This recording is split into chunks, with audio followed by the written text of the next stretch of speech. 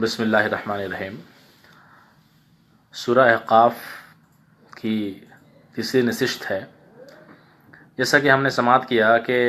رسول اللہ صلی اللہ علیہ وآلہ وسلم جب نماز پڑھ رہے تھے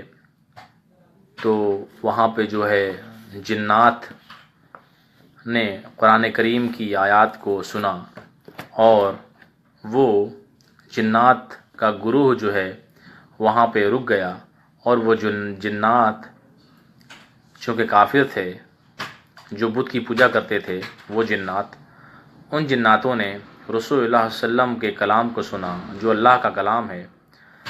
ان نے رسول اللہ صلی اللہ علیہ وسلم کا کلام جب انہوں نے سنا تو وہ ایمان لے آئے اور وہ مسلمان ہو گئے۔ تو اسی طرح اگلی آیت میں ہے، پس جب نبی اکرم صلی اللہ علیہ وسلم نماز پوری کر چکے اور وہ ایمان لا چکے تو وہ جنات روانہ ہوئے اپنی قوم کی طرف ڈر سنانے کے لیے، اور دیگر جن بھائیوں کو انہوں نے اسلام کی دعوت دی، یہ جو جنات تھے یہ یہودی تھے، مگر جب انہوں نے رسول اللہ صلی اللہ علیہ وآلہ وسلم نے جو بڑھا قرآن کی آیت کو سنا، اس کے بعد وہ ایمان لا چکے تھے، تو وہ بولے کہ اے ہماری قوم، بے شک ہم نے ایک ایسی کتاب سنی ہے جو حضرت موسیٰ علیہ السلام کے بعد نازل کی گئی، جو پچھلی کتابوں کی تصدیق کرنے والی ہے، اور یہ کتاب حق کی طرف رہنمائی کرنے والی ہے اور سیدھے راستے کی طرف رہنمائی کرنے والی ہے۔ پھر اگلی آیت میں ہے، اے ہماری قوم، تم اللہ کی طرف دعوت دینے والوں کو جواب دو، یعنی ان کا کہنا مانو، اور حضور صلی اللہ علیہ وسلم پر ایمان لاؤ، قرآن پر ایمان لاؤ۔ اللہ تبارک و تعالیٰ تمہارے گناہوں کو بخش دے گا اور تمہیں دردناک عذاب سے بچا لے گا۔ اور جو کوئی اللہ کی طرف بلانے والے کو جواب نہ دے، یعنی ان کی نصیحت کو تسلیم نہ کرے، پس وہ زمین میں عاجز کرنے والا نہیں، یعنی وہ اللہ کے عذاب سے بچ نہیں سکے گا۔ اور اگلی آیت میں ہے، اور اللہ کے علاوہ جو اس کے دوست ہیں وہ اس کے کام نہیں آئیں گے، اور یہی لوگ کھلی گمراہی میں ہیں۔ پھر اگلی آیت میں ہے، کیا انہوں نے نہ دیکھا، بے شک اللہ تعالیٰ نے آسمان اور زمین کو پیدا کیا، اور وہ ان چیزوں کو پیدا کر کے تھکا نہیں ہے کہ تم سمجھو کہ اب وہ تھک چکا، اور مزید وہ کسی کو پیدا نہیں کر سکتا۔ وہ قادر ہے، مردے دوبارہ زندہ کر دیے، ہے نا، وہ قادر ہے، اللہ تبارک و تعالیٰ ہر چیز پر قادر ہے۔ وہ مردے کو دوبارہ زندہ کر سکتا ہے، اور وہ چاہے تو ہر انسان کو جو ہے وہ دوبارہ زندہ کرنے پر وہ قادر ہے۔ کیسی باتیں تم کرتے ہو، بے شک اللہ تبارک و تعالیٰ ہر چیز پر قادر ہے۔ اور اس قیامت کے دن کافر جب جہنم کی آگ پر پیش کیے جائیں گے اور ان سے کہا جائے گا، کیا یہ سچی بات نہیں تھی؟ کیا وہ جہنم سے ڈرایا گیا؟ کیا وہ جہنم کا وجود نہ تھا؟ وہ کہیں گے، کیوں نہیں، ہمارے رب کی قسم، یقیناً یہ ساری باتیں سچی ہیں، ہماری آنکھوں اور ہماری عقلوں پر پردے پڑ گئے تھے۔ یعنی جب کفار و مشرکین حشر کے میدان میں ہوں گے تو وہ افسوس کریں گے کہ ہم نے دنیا میں اللہ تبارک و تعالیٰ کی باتوں کو نہ مانا، اللہ تبارک و تعالیٰ کے قرآن کو تسلیم نہ کیا۔ وہ لوگ صرف افسوس کریں گے، وہ لوگ صرف یہی کہیں گے، میری آنکھوں پر پردہ پڑ گیا تھا، ہمارے اوپر پردہ پڑ گیا تھا، ہماری عقلوں پر پردہ آ گیا تھا۔ یہ باتیں سچی ہیں۔ اللہ تعالیٰ فرمائے گا، جو تم نے کفر کیا، جو تم کفر کیا کرتے تھے، اب اس کے بدلے میں عذاب کو چکھو۔ یعنی تمہارے پاس بہت موقع تھے، تمہارے پاس ہم نے بہت تبلیغ کی، اور رسول اللہ صلی اللہ علیہ وسلم نے بہت تمہیں بتایا، 63 سال ہے نا، تمہیں جو ہے کافی عرصہ جو ہے تمہارے خدمت میں حاضر ہوئے اور تمہیں تبلیغ کیا، پورے قرآن کو اللہ تبارک و تعالیٰ نے ہے نا وحی کے ذریعے نازل کر کے، تھوڑا تھوڑا نازل کر کے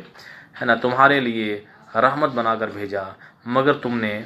ہے نا وہ رسول اللہ صلی اللہ علیہ وسلم کی کچھ نہ سنی، تو کیا اب تم عذاب کو چکھو، اب تمہیں کوئی بچانے والا نہیں۔ بس آپ صبر کیجئے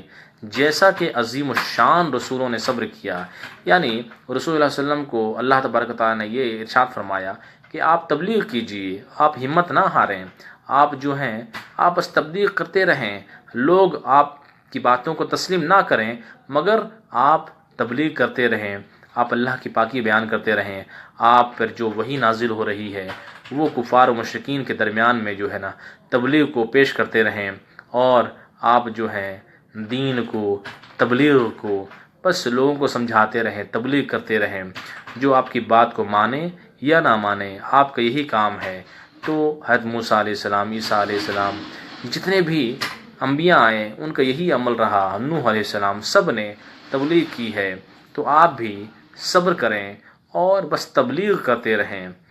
آپ ان کے لیے جلدی نہ کریں، آپ یہ نہ سوچیں کہ یہ جلدی ہے نا ایمان لے آئے، ہم نے ایک بار تبلیغ کی وہ ایمان لے آئے، نہیں ہے نا، کچھ مہینے، سال لگاتار تبلیغ کرتے رہیں اور دعوت دیتے رہیں، دعوت آپ دیتے رہیں، آپ ان کے لیے جلدی نہ کریں، تو ان کے بارے میں جلدی نہ کرو، گویا کہ یہ لوگ اس دن کو دیکھیں گے جن کا وعدہ ان سے کیا گیا، اور اس کی ہیبت اور اس کے عذاب کو دیکھیں گے، تو اس وقت وہ یہ سمجھیں گے گویا وہ بہت کم عرصہ دنیا میں رہے، یعنی وہ دنیا کو یہی سوچ رہے ہیں کہ دنیا سب کچھ ہے، دنیا کا جو ہمارے پاس وقت ہے یہی ہر کچھ ہے، ہمیں دنیا میں ہمیشہ ہمیشہ رہنا ہے۔ لیکن جب بروز قیامت ان کے اوپر جب عذاب چکھا جائے گا اور جب 50,000 سال کا ایک دن ہوگا تو وہ یہی سوچیں گے ہم نے دنیا میں کیا کیا۔ وہ دنیا کی زندگی تو اس زندگی کے مقابلے میں جو ہے نا ایک ذرہ برابر بھی نہیں ہے، وہ بہت کم عرصے کی زندگی ہے۔ پھر اگلی آیت میں ہے وہ صرف اور صرف دن کی ایک گھڑی اور ایک گھنٹہ وہ دنیا میں رہے ہیں، وہ دنیا کو اتنا حقیر سمجھیں گے آخرت کے مقابلے میں، اور یہ نصیحت کا پہنچا دینا ہے، بس فاسق قوم ہی ہلاک ہوگی۔ کیا آخری آیت میں ہے بس فاسق قوم ہی ہلاک ہوگی، تباہی و بربادی ان لوگوں کے لیے ہے جو نافرمان ہیں، یعنی جن لوگوں نے اللہ کی نافرمانی کی، اللہ کے کلام کو جھٹلایا، انہی کے لیے بربادی ہے۔ باقی جن لوگوں نے نیک عمل کیا اس کے لیے اللہ تبارک و تعالیٰ نے جنتیں رکھی ہیں۔ تو کہنے کا مقصد یہی ہے کہ سورہ احقاف مکمل ہوا۔ اللہ تبارک و تعالیٰ سے ہم یہی دعا کریں گے، اے باری تعالیٰ ہمیں دنیاوی کام کے ساتھ ساتھ، ہم دنیا میں محنت کرتے ہیں، مشقت کرتے ہیں، ہم دنیا میں جاب کرتے ہیں، مارکیٹنگ کا جاب ہوتا ہے، ریٹیل میں آپ ہوں، آپ کو اللہ تبارک و تعالیٰ نے، آپ نے جو تعلیم حاصل کی ہے، جو آپ نے اسٹوڈنٹ لائف میں آپ نے پڑھا ہے، اسی مناسبت سے جتنی آپ نے محنت کی ہے آپ کو اسی لیول کا آپ کو جاب ملتا ہے۔ آپ دنیا میں محنت کرتے ہیں تو آپ کو بڑا مقام حاصل ہوتا ہے۔ اسی طرح سے اگر اللہ تبارک و تعالیٰ کے قرآن کو ہم پڑھیں گے، اس پہ عمل کریں گے، تو اللہ تبارک و تعالیٰ یہ جو ہماری زندگی ہے یہ کچھ لمحوں کے لیے ہے، جیسا کہ اللہ تبارک و تعالیٰ نے قرآن کریم میں کیا فرمایا کہ جب کافر و مشرک بروز قیامت جب 50,000 سال کا دن ہوگا تو اس وقت انہیں یہ لگے گا کہ ہم نے جو دنیا میں عیش کیا، جو دنیا میں عیش و عشرت کی زندگی گزاری، وہ اس قیامت کے مقابلے، اس حشر کے میدان کے مقابلے، اور جو آنے والی زندگی ہے اس کے مقابلے ہے نا ایک سیکنڈ کی بھی نہ ہے، ایک پلک جھپکنے کے برابر بھی نہیں ہے۔ تو اگر ہم کوشش کریں گے کہ ہمارا وقت جو ہے وہ دنیا کے ساتھ ساتھ، اگر ہم 10 گھنٹے 12 گھنٹے ڈیوٹی کرتے ہیں تو اس کے باوجود بھی ہمارے پاس 12 گھنٹے وقت بچتے ہیں، تو ہم اللہ کو راضی کر لیں۔ کیسے راضی کریں گے؟ بہت آسان کام ہے، 5 وقت کی نماز پڑھنی ہے نا، اور اگر ہم 5 وقت کی نماز کم سے کم پڑھ لیتے ہیں تو اللہ تبارک و تعالیٰ ہم سے راضی ہو سکتا ہے، اللہ تبارک و تعالیٰ کی خوشنودی حاصل ہو سکتی ہے، ہم اللہ تبارک و تعالیٰ کا قرب پا سکتے ہیں، اللہ کی رضا حاصل کر سکتے ہیں۔ تو اگر اللہ کو راضی کرنا ہے، اگر اللہ کی خوشنودی حاصل کرنی ہے، تو جو فرض ارکان ہیں اس کو انجام دیں گے تو اللہ تبارک و تعالیٰ ہماری زندگی کو، ہمارے دین کو اور ہماری دنیا کو، دونوں کو اللہ تبارک و تعالیٰ سنوار دے گا۔ وآخر دعوانا ان الحمد للہ رب العالمین۔